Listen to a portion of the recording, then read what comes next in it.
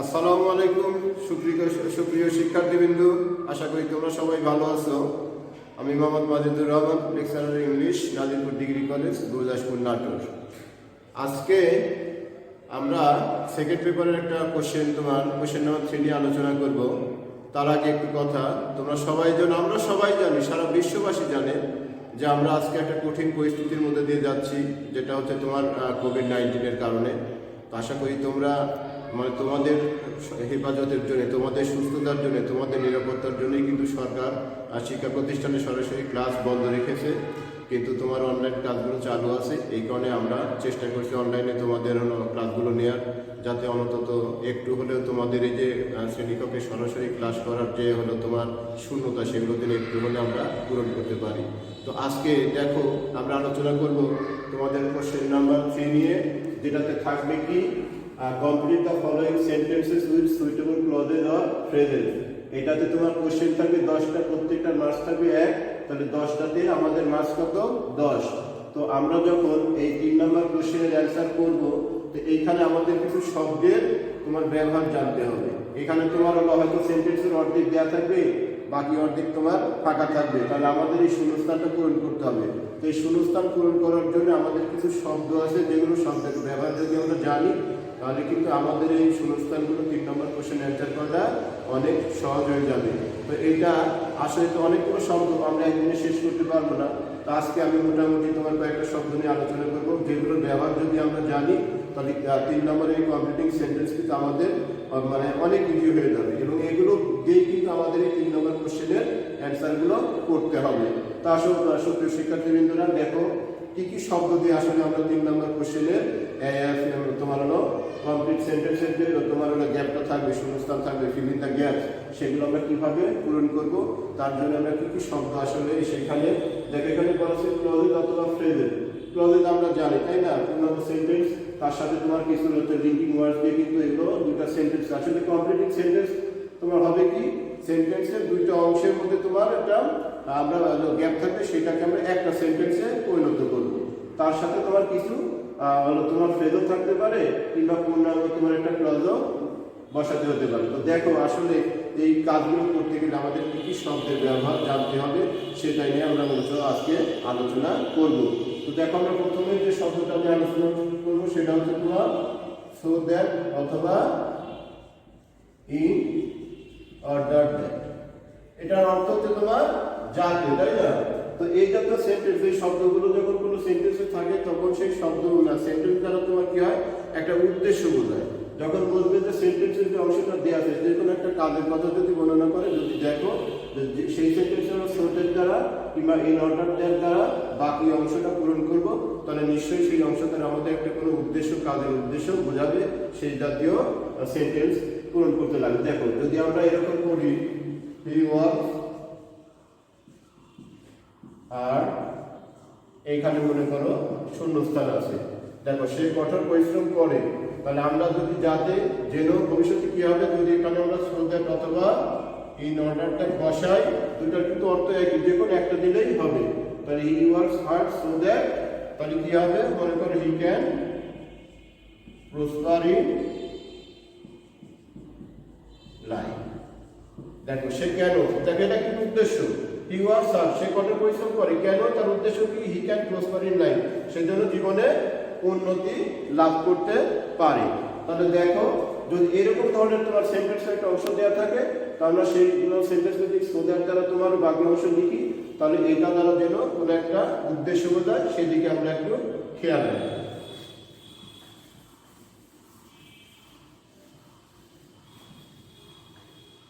এবার আসো মাঝখানে তোমার হলো অন্যরকম কিছু শব্দ থাকবে, তারপরে দেখো সো এবং দ্যাট দুটা আলাদা জায়গায় বলবে। এই জাতীয় শব্দগুলোতে তোমার কি হবে, কোনো একটা কাজ আমি পারছি না সেরকম যদি বোঝায়, তাহলে তোমার সাধারণত সো এবং দ্যাট বসিয়ে আমরা সেই সেন্টেন্সটা পূরণ করি। যেমন দেখো হি সো উইক, এরপরে দ্যাট বসাবে, বাকি সেন্টেন্সটা কি হবে, সাবজেক্টটা, প্রথম সাবজেক্টটা আবার নিতে হবে, এরপরে তোমার টেন্স অনুযায়ী ক্যান নট অথবা কুড নট বসাতে হবে, ক্যান নট ওয়াক। দেখো এইখানে দেখো যখন এই জাতীয় সেন্টেন্স মাঝখানে একটা অ্যাডজেক্টিভ আছে দেখো, তাহলে সো দ্যাটের এরকম হবে কি যে এত দুর্বল কিংবা যে কোনো কিছু, এটা কি বোঝাচ্ছে? হি সো উইক, সে এত দুর্বল যে হি ক্যান নট ওয়াক, সে হাঁটতে পারে না। এবং দ্যাটের পরের অংশে তোমার এই প্রথম সাবজেক্ট আবার বসাবো, এবং খেয়াল রাখতে হবে প্রথম ভাবটা যদি তোমার প্রেজেন্ট ইনডিফিনিট টেন্সে থাকে তাহলে সেখানে ক্যান নট বসবে, আর যদি এখানে তোমার পাস্ট ইনডিফিনিট থাকে তখন এইখানকার সাহায্যকারী ভাগ কুড বসবে। এইটা একটু খেয়াল রাখতে হবে। এবং সো এবং দ্যাট দ্বারা যে সেন্টেন্স আমরা লিখবো, এই দ্যাটের পরবর্তীতে অংশটা কিন্তু অবশ্যই নেগেটিভ সেন্টেন্স হবে, এটা একটু খেয়াল রাখতে হবে।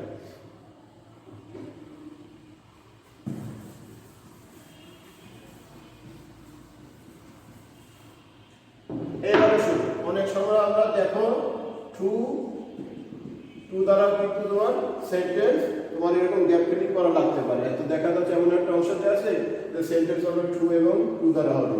এটা আমরা তখনই ব্যবহার করি যখন আমরা বলি যে কোনো কাজ আমি করতেই পারলাম না, লোকটা হাঁটতে পারে না, আমরা বলি না যে লোকটা এত দুর্বল যে হাঁটতে পারে না, কিংবা লোকটা তোমার হলো এরকম যে কোনো কাজ আমরা করতেই পারলাম না, এই জাতীয় যখন কোনো অর্থ বোঝাবে তখনই কিন্তু এইটা হবে। যেমন দেখো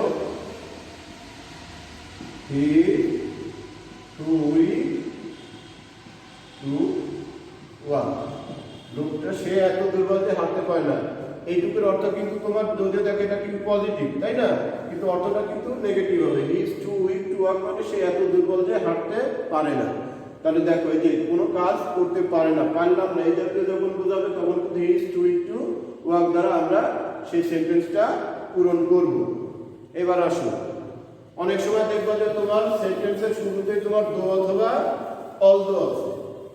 যখন দেখবে যে সেন্টেন্সটা তোমাদেরকে দেওয়া আছে সেখানে দো অথবা অলদো আছে, দুইটার অর্থ কিন্তু একই, যদিও, তাই না? আমরা এটা জানি দো থাকতে পারে অথবা অলদো থাকতে পারে, দুইটার অর্থ কিন্তু যদিও, যদি, তাই না? তাহলে এই দো অথবা অলদো দ্বারা যদি কোনো সেন্টেন্স তোমার থাকে তাহলে তোমার, আমরা একটা উদাহরণ দেখো, লিখে নিই দো ইজ রিচ, তাই না? যদিও সে ধনী, তাহলে এইখানে তোমার মনে করে এভাবে একটা শূন্যস্থান দেয়া আছে, আমাদেরকে এখানে গ্যাপ ফিলিং করতে হবে। তাহলে মাথায় রাখতে হবে যে দো দ্বারা সেন্টেন্স শুরু আছে, তাহলে পরবর্তীতে যে সেন্টেন্সটা হবে সেটা এর বিপরীতধর্মী অর্থবোধক হলো তোমার সেন্টেন্স হবে।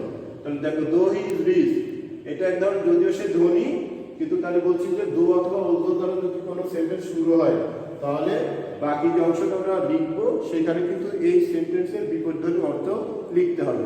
তাহলে এটা কি হতে পারে দেখো, আমরা বলতে পারি দো হি ইজ রিচ, আমরা যদি বলি যে সহজে হি ইজ আনহ্যাপি, যদিও সে ধনী কিন্তু সে কি তোমার আনহ্যাপি, এই জাতীয়।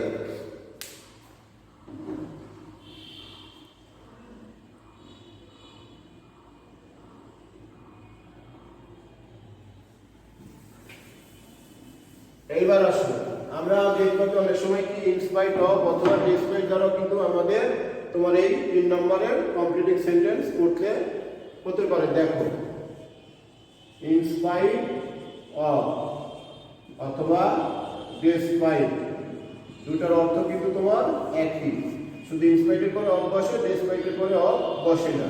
এটার বাংলাটা কি? সত্ত্বেও, মানে কোনো কিছু সত্ত্বেও যখন আমি কোনো কিছু করতে পারছি না কিংবা কেউ পারছে না, এই জাতীয় যখন কোনো অর্থ বোঝাবে তখন তোমার ইনস্পাইট অফ অথবা ডিসপাইট বসবে। যেমন ধরো ইনস্পাইট অফ হিজ পভার্টি, দারিদ্রতা সত্ত্বেও, he leads an honest life. দেখো তো in spite of his poverty he leads an honest life, যদিও সে কি দরিদ্র, গরিব, কিন্তু সে সৎ জীবন যাপন করে। তাহলে এটা কিন্তু তার একটা ক্রেডিট। তাহলে দেখো ইনস্পাইট অফ হিজ পভার্টি, কোনো কিছু সত্ত্বেও তোমার কেউ ভালো থাকতে পারে, মন্দ থাকতে পারে, কেউ অসুখী হতে পারে, কেউ সুখী হতে পারে, এই জাতীয় যখন কোনো কিছু বোঝাবে তাহলে এই সেন্টেন্সগুলোতে তোমার এখানে কমা দেওয়ার পরে বাকি সেন্টেন্সটা ঠিকভাবে আমরা এভাবে লিখে নেব। এরপরে দেখো আমরা আলোচনা করতে পারি হচ্ছে তোমার অ্যাজ ইফ অথবা অ্যাজ দো দ্বারা। অ্যাজ ইফ অথবা অ্যাজ দো, অ্যাজ ইফ অথবা অ্যাজ এর অর্থ হচ্ছে তোমার যেন। অ্যাজ অথবা অ্যাজ এর অর্থ হচ্ছে তোমার যেন কোনো কিছু করছি সেটা তোমার হলো, যেমন আমরা অনেকে বলি না যে এমন ভাবে কথা বলে যেন সে সব জানে, এরকম আছে। তো এই জাতীয় কিংবা সে এমন কিছু বলে যে সে যেন পাগল, এই যে যেন যখন কোনো অর্থ বোঝাবে তখন আমরা অ্যাজ ইফ অথবা অ্যাজ দো বসাবো। কিন্তু এখানে একটা খেয়াল করতে হবে, দেখো অ্যাজ ইফ অথবা অ্যাজ দো, এইটার পূর্বে যে সেন্টেন্সের যে তোমার হলো টেন্স থাকে, ভার্বটা সেন্টেন্স তোমার এখানে যদি প্রেজেন্ট ইনডিফিনিট টেন্সে থাকে তাহলে পরের অংশে কিন্তু তোমার পাস্ট ইনডিফিনিট হবে। যেমন দেখো he talks as if he know everything, everything. তাহলে দেখো he talks as if he know everything, সে এমন ভাবে কথা বলে যেন সে সব জানে। তাহলে এখানে যদি দেখো এখানে তোমার কি একটা প্রেজেন্ট টেন্স আছে, যে টকের সাথে এস আছে, যেহেতু সাবজেক্ট হচ্ছে তোমার থার্ড পারসন সিঙ্গুলার নাম্বার। এখানে দেখো তোমার হয়ে গেছে নো থেকে নিউ, তাহলে দেখো he talks as if he know everything. তাহলে এখানে যদি তোমার টক হতো তখন কিন্তু এখানে তোমার হি হ্যাড নোন এভরিথিং হতো। তাহলে দেখো অ্যাজ ইফ এর আগের ভার্ব যদি তোমার প্রেজেন্ট ইনডিফিনিট টেন্সে থাকে তাহলে পরের অংশ যাবে পাস্ট ইনডিফিনিট টেন্সে। আবার অ্যাজ ইফ এর আগের অংশ যদি তোমার পাস্ট ইনডিফিনিট টেন্সে থাকে তাহলে পরের অংশ যাবে হচ্ছে তোমার পাস্ট পারফেক্ট টেন্সে।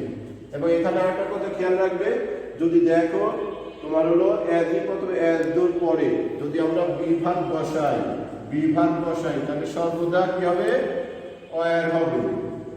যেমন দেখো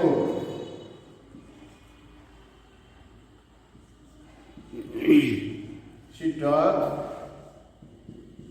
as if she were mad। দেখো she আছে যেহেতু এটা বিভাগ, এই জন্য আমরা কি দিলাম, ওয়াজ না দিয়ে ওয়্যার দিলাম। তাহলে অ্যাজ ইফ অথবা অ্যাজ দো এর পরে যদি তোমার বিভাগ বসে তাহলে তোমার সাবজেক্ট যাই হোক না কেন সেখানে ওয়্যার বসবে। এবার আসো ইট ইজ টাইম অথবা ইট ইজ হাই টাইম যদি তোমার সেন্টেন্সে থাকে। টাইম